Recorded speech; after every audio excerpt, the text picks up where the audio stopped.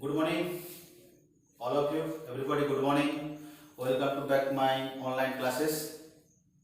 So today we will start remaining topic of class 7, chapter 3rd, our changing earth. Already we are complete this first topic, earth structure, endogenic force, exogenic force. So today we will going to the second part, major landform on the earth, यानी पृथ्वी के ऊपर जो landform exogenic force के द्वारा, endogenic force के द्वारा पृथ्वी के ऊपर जो लैंडफॉर्म बनते हैं उनके बारे में आज चर्चा करेंगे. Okay, so firstly we will going to major landform are depend on mainly different part like work of river, यानी नदी के द्वारा कुछ लैंडफॉर्म बनते हैं. Second, work of sea wave, समुद्र का जो लहर उसके द्वारा कुछ लैंडफॉर्म स्ट्रक्चर बनते हैं. And the next, work of ice, ice flow के द्वारा कुछ लैंडफॉर्म स्ट्रक्चर बनते हैं. So firstly we will going to about work of river, how river water work and make a landform, different types of landform. So firstly, work of river make a I-shaped valley, V-shaped valley, waterfall, meander, oxbow lake, floodplain and delta. ये क्या ना, river का जो water flow होता है उसके द्वारा इतना सारे लैंडफॉर्म अर्थ के ऊपर क्या है बनते हैं, यानी बनाया जाता है. ओके, सो I-shaped valley क्या है? We know that a river arises from the mountain and run off and fall down a ocean in a ocean.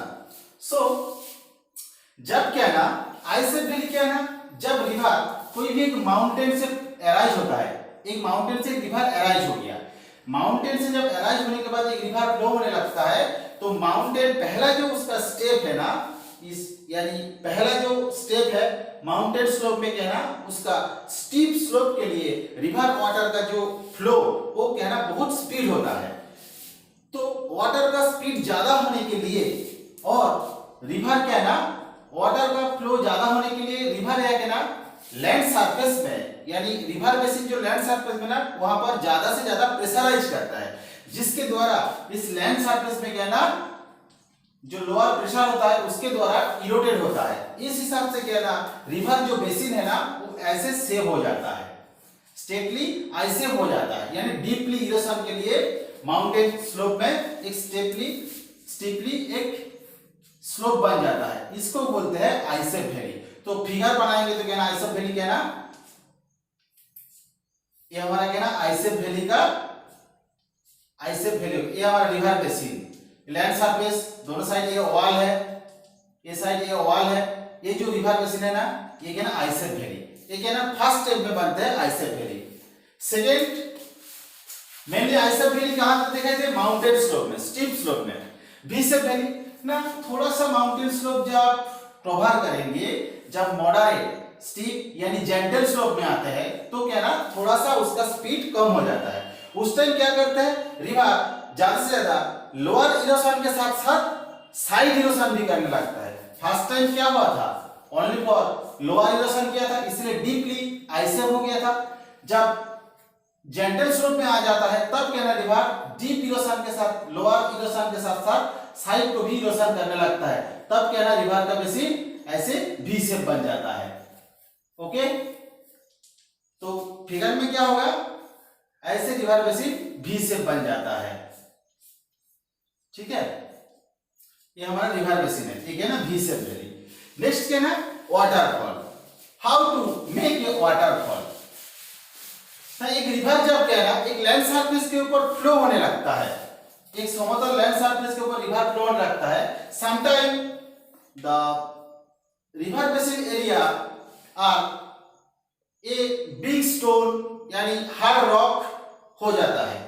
तो जब क्या ना रिवर एक समतल जमीन में फ्लो होता है और उनका फ्लो जो रिवर बेसिन एरिया है उनमें से मान के चले कोई भी हार्ड रॉक यानी बेड रॉक, हार्ड रॉक क्या ना वहां खड़े हैं, तब क्या है ना रिवर उस रॉक को क्या करते हैं, इरोशन नहीं कर पाता है। रिवर क्या है ना हार्ड रॉक है, इस हार्ड रॉक के ऊपर क्या है ना रिवर फ्लो होने लगता है। धीरे धीरे हार्ड रॉक के ऊपर फ्लो होते होते रिवर का पानी जब यहाँ नीचे उछाल के बढ़ता है, इस प्लेस के ना धीरे धीरे ये जो रिवर बेसिन है इस प्लेस का धीरे धीरे इरोशन होने लगता है।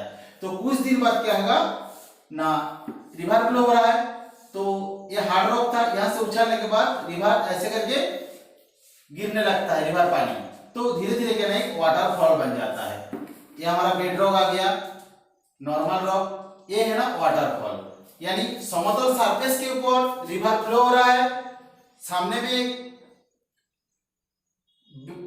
बेड रॉक, उसके ऊपर क्या है रिवर पानी उछाल के जब नीचे गिरता है तो नीचे प्रेशराइज के द्वारा इरोशन होता है, जिसके द्वारा क्या ना वाटरफॉल बन जाता है। ओके, नेक्स्ट क्या ना मिएंडर। मिएंडर कैसे करके बनते हैं ना, मिएंडर मतलब जिसको हिंदी में तुम लोग बोलते हो टेढ़ा मेढ़ा। मिएंडर मतलब क्या है ना समतल, ऑलरेडी क्या ना जब माउंटेन स्लोप में रिवर फ्लो होता है वो स्पीड के लिए क्या होता है, वो स्ट्रेट फ्लो होता है रिवर। धीरे धीरे रिवर जब क्या ना मिडिल पोर्शन यानी समतल एरिया में आ जाता है, समतल एरिया में जब रिवर फ्लो करता है, जैसे करके मैं यहाँ दिखा सकता हूँ, मैं इस एरिया में जब पानी डाल दूंगा वो धीरे धीरे चारों तरफ फैल जाएगा। जब ऐसे करके मैं यहाँ पानी डालूंगा स्ट्रेट निकलने जाएगा, ठीक है ना। तो समतल एरिया में जब रिवर फ्लो होने लगता है तब क्या ना रिवर का जो वाटर स्पीड वो क्या ना उतना स्पीड नहीं रहता है, तब रिवर क्या है ना स्पीड कम के लिए रिवर क्या ना टेढ़ा मेढ़ा ऐसी फ्लो होने लगता है। इसको बोलते हैं मिएंडर, यानी टेढ़ा मेढ़ा flow of the river, meander of river, इसको बोलते हैं मिएंडर। नेक्स्ट क्या है ना मिएंडर के बाद ऑक्सबोले। मिएंडर से क्या है ना धीरे धीरे ऑक्सबोले बनते हैं। कैसे, मान के चलो रिवर का पानी फ्लो हो रहा है, यहाँ से रिवर का पानी फ्लो होते होते इस दीवार में टकरा रहा है पहले, उसके बाद कार होके फिर इस दीवार में टकरा रहा है, तो इस दीवार में टकराने के कारण क्या ना इस साइड क्या ना धीरे धीरे इरोशन हो रहा है।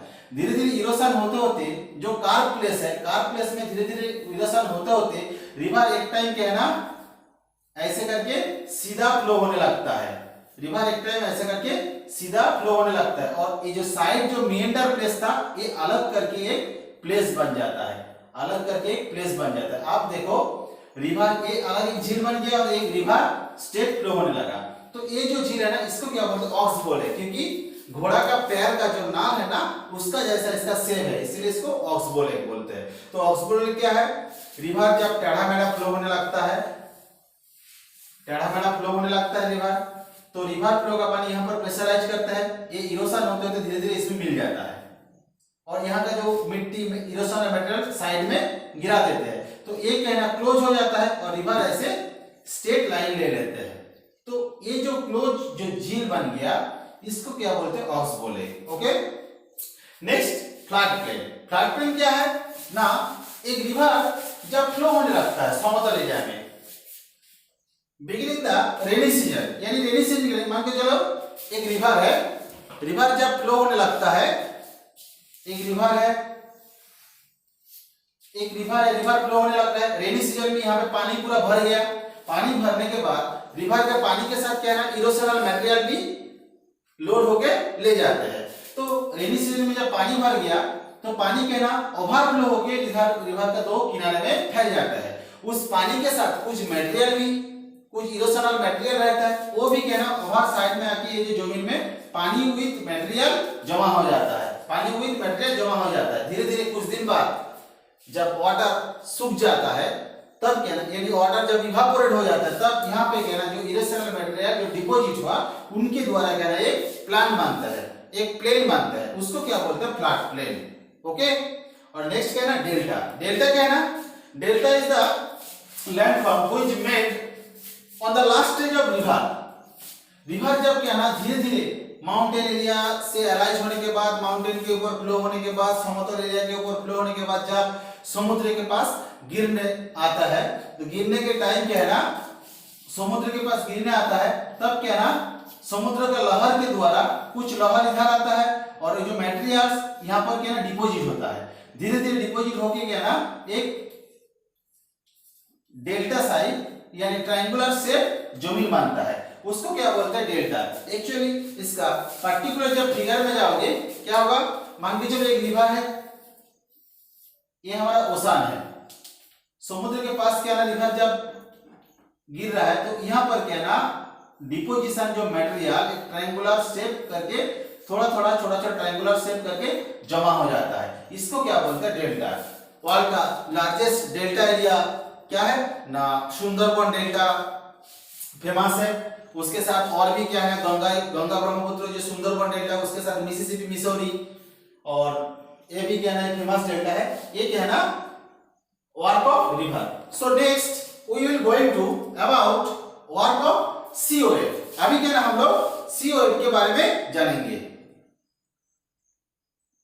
सो next we will going to work of सीओएफ।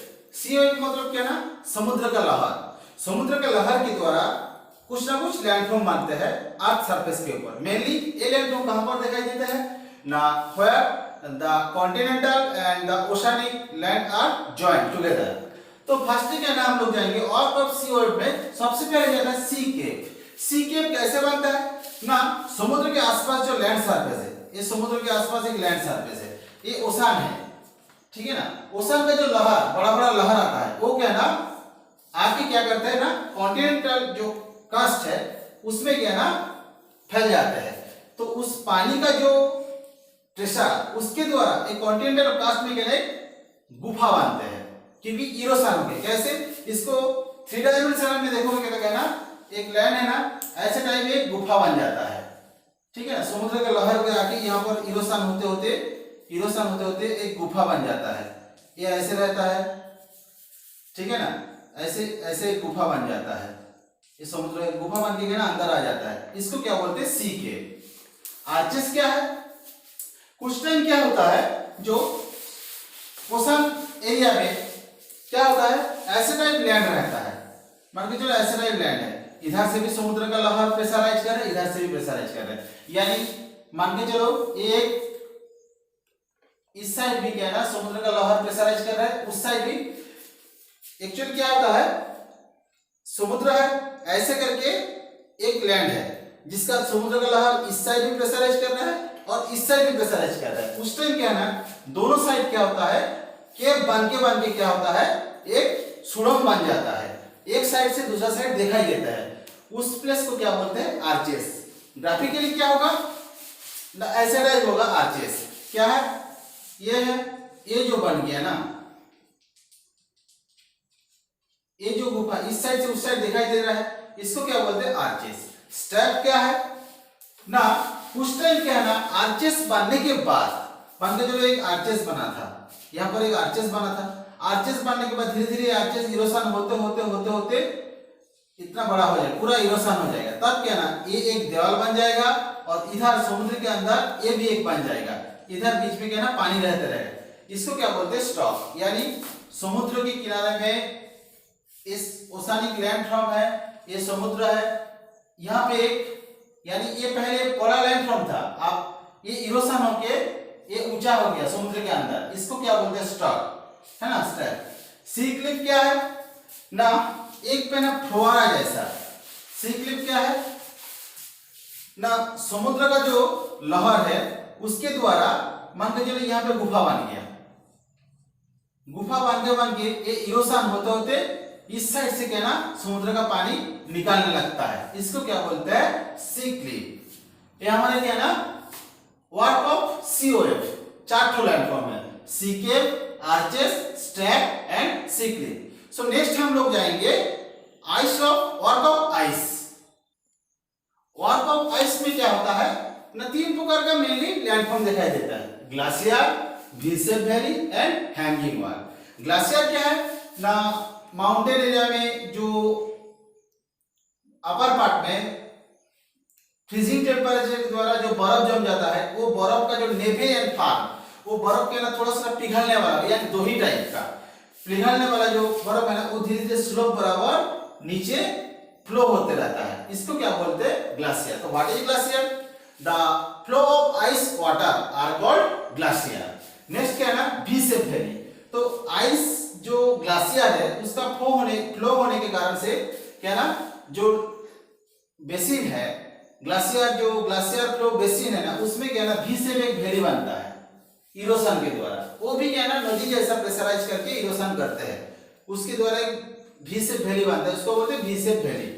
Okay, next क्या है, हैंगिंग वॉल। ये क्या है, इंपॉर्टेंट एक लैंडफॉर्म है हैंगिंग वॉल। क्या है ना, माउंटेन एरिया में जब ग्लाशियर, मान के चलो एक माउंटेन है, ठीक है ना, यहाँ पर ग्लाशियर फ्लो हो रहा है, माउंटेन का यहाँ पे स्टीप स्लोप हो गया, धीरे धीरे स्टीप स्लोप हो गया, नीचे फिर क्या ना माउंटेन है। इस टाइम क्या होता है, ये जो ग्लाशियर है ना वो यहाँ पर आके ऐसी स्टेट गिरने लगता है, ठीक है ना। दूर से देखने में क्या लग रहा है ना, वाटरफॉल जैसा लगता है। इसको क्या बोलते हैं, हैंगिंग वॉल। यानी वॉल है लेकिन वॉल में पत्थर नहीं दिखाई देता है, क्या दिखाई देता है, बर्फ दिखाई दे रहा है, क्योंकि वॉल बराबर क्या ना बर्फ गिरने लगता है। इसको क्या बोलते हैं, hanging wall. So next last जो टॉपिक है, द वर्क ऑफ विंड। अभी क्या ना हम लोग वर्क ऑफ विंड के बारे में जानेंगे।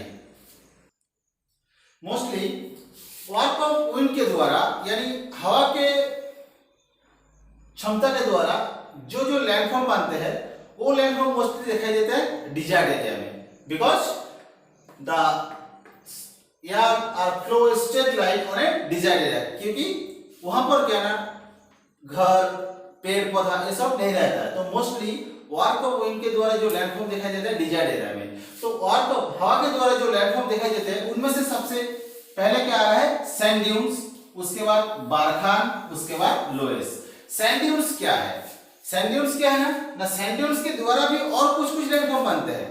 डिटेल्स बता दे रहा हूं। सैंड ड्यून्स क्या है ना डिजार्ड एरिया में हवा एक स्ट्रेट लाइन में फ्लो होता है, जिसके हिसाब से मान के चलो ये डिजार्ड एरिया है पूरा, ठीक है ना।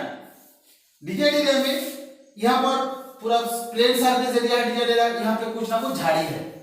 तो हवा फ्लो के द्वारा क्या ना, यहाँ का सैंड, यहाँ का जो सैंड छोटा छोटा बालू हवा के साथ क्या ना फ्लो होके ब्लोइंग फ्लो होके क्या ना यहाँ पर आके जो झाड़ी है यहाँ पर अटक जाता है और यहाँ पर जमा, इस झाड़ी के सामने क्या ना धीरे धीरे सैंड जमा हो जाता है, ठीक है ना। और यहाँ का जो सैंड ये तो ऑलरेडी चला गया, तो यहाँ पर क्या ना एक लोलैंड बन जाता है। तो ये जो यहाँ पर आके बालू आके जमा हुआ, इसको क्या बोलते हैं, सैंड ड्यून। और यहाँ पर जो गड्ढा बन गया है, लोलैंड बन गया, इसको क्या बोलते हैं, धान। तो इस धान एरिया में क्या है ना थोड़ा थोड़ा पानी दिखाई देता है, क्योंकि लोलैंड है, थोड़ा सा बारिश का पानी यहाँ पर स्टोरेज हो जाता है। तो ये क्या है ना सैंड ड्यून, ऐसे करके सैंड ड्यून मानते हैं। बारखान क्या है, बारखान क्या है ना सैंड ड्यून का एक शेप है।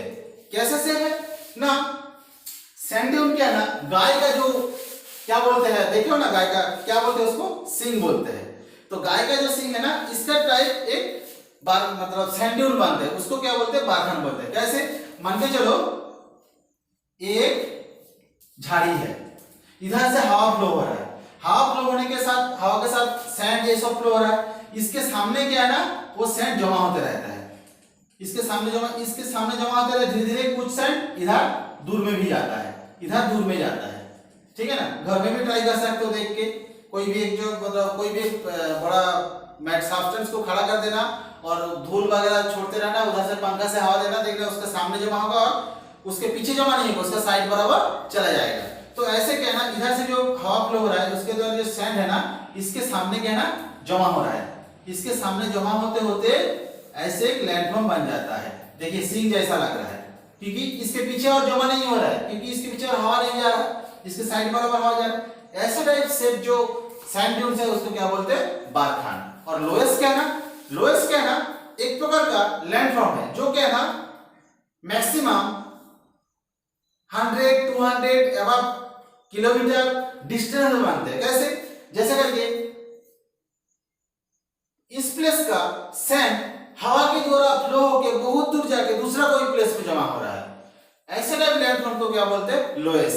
जैसे अफ्रीकन जो कालाहारी डिजर्ट है वहां का बालू फ्लो होके हवा के साथ फ्लो होके दूसरा कोई जगह में जाके जब डिपॉजिट हो रहा है उसको क्या बोलते हैं, लोएस बोलते हैं। ओके गाइस, तो complete this topic, so remember this lesson and all the best.